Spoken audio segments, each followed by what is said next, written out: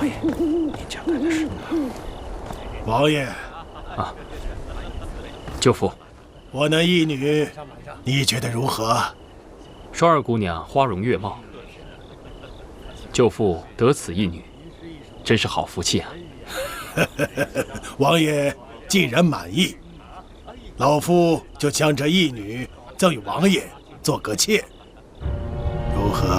啊，舅父说笑了，此事万万不可。哦，你这是嫌弃我那义女不够姿色，还是嫌弃老夫我高攀不上啊？当然不是，舅父，您喝多了。我清醒得很。小女嫣然自幼跟你青梅竹马，老夫早就把你当成半个儿子，可没想到啊，哎，也罢，嫣然她没有这个福气呀。舅父，嫣然与尹浩乃是天生一对，舅父您就不要再介怀了。你已经有了王妃人选，老夫不勉强你，可老天可怜老夫，又给了老夫一女。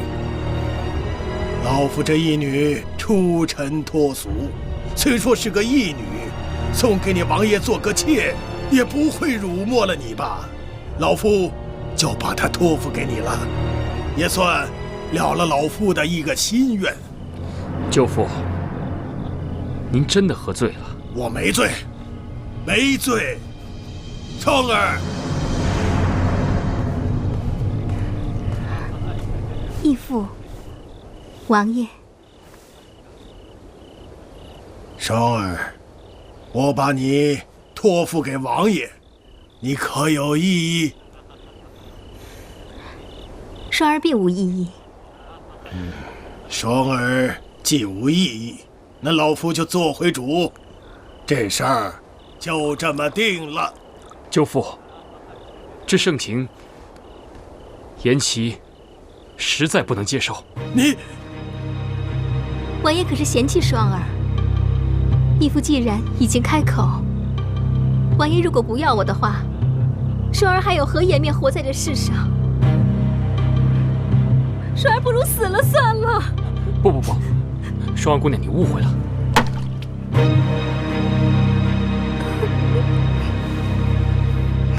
三弟，这就是你的不是了。你怎么能如此不解风月呢？双儿姑娘花容月貌，又对你有意，你如此拒绝她，岂不是太无情了？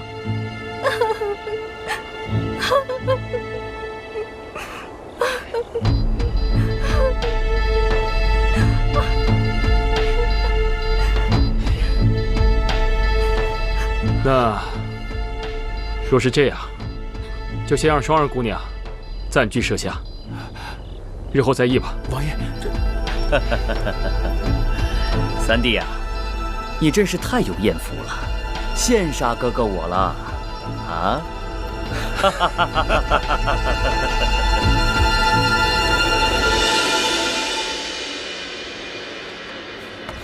王爷，双儿姑娘到了。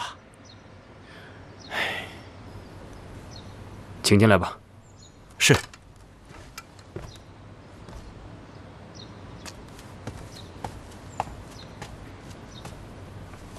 双儿见过王爷。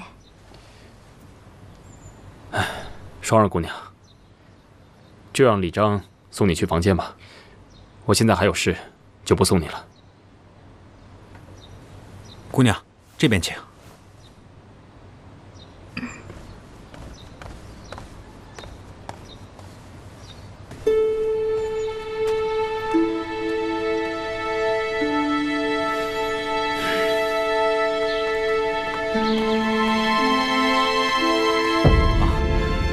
双儿姑娘，这位是王爷未过门的王妃尹姑娘。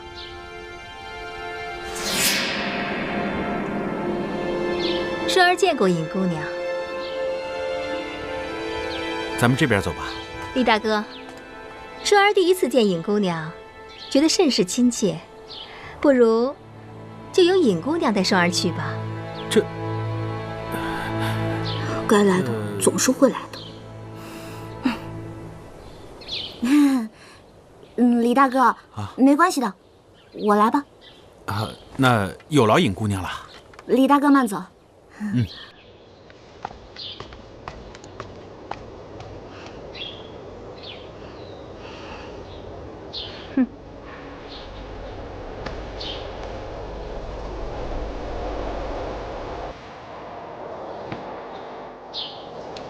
不错嘛，尹清柔，这都混成王妃了。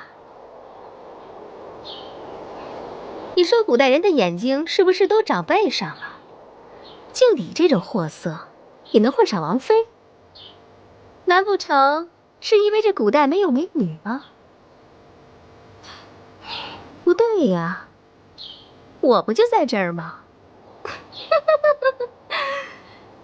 尹清柔，我这都过来了，识相的，你就给我马上消失！哎，孔双双，我告诉你，这可是古代，我不怕你。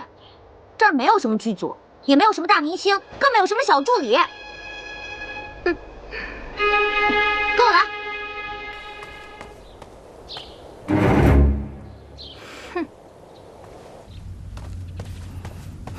进来吧。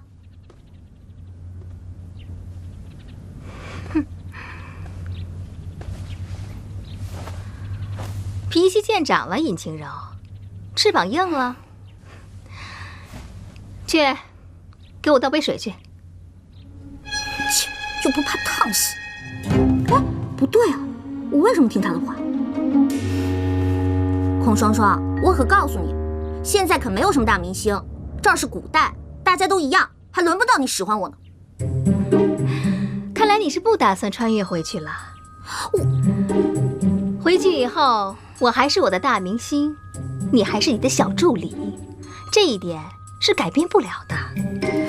你最好给我小心点儿，识相的就好好伺候我，别惹怒了姑奶奶。你谢延启，这事我跟你没完！